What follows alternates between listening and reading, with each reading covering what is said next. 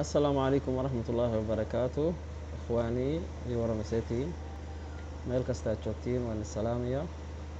maanta waa casharadeenii cashar ka mid ah kuwii casharadii whatsappka qaabka lagu sharxi jiray weeye. runtii dad badan baa whatsappka wuxuu u isticmaalaan adeeg basiita bay u isticmaalaan asagoo leh adeegyo fara badan. waxaa ka mid ah adeegyada qaabkee baan u dilid garayn karaa sms ama message aan u diray qof oo whatsappka aan ugu diray kasoo wareegtay isbuuc ama bil ama intii doonto ha noqotaba. waxaan aadayaa whatsappka masalan messagekan taslam akhi baa ku qoran soomaan waxaan diray 17 bisha August baan diray. delete allaho wixii soo saaraya delete from me.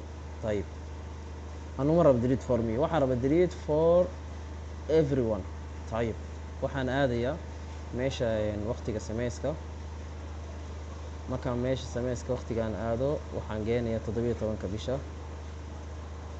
August. طبعا yaana niga ilaawin waa inaan xiraa data mobile iyo wifi-ga علشان hadhowdii khalad u dhicin. تمام 17 August الساعة 5 الفجر وهي يعني 49 ما كان لأنه هلكا وحوي الساعة 5 و47 45 وهي. طيب اوكي بان لهيا waxaan aadayaa whatsappka markaan aado waan ku dhufto aan dhaho delete tawaali wixii soo saaraya delete for everyone.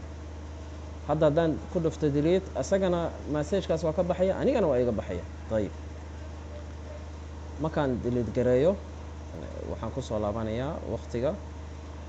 طبعا waqtiga waa inaan sameeyaa oo ku soo laabanaya waqtiga hore baan ku soo celinayaa.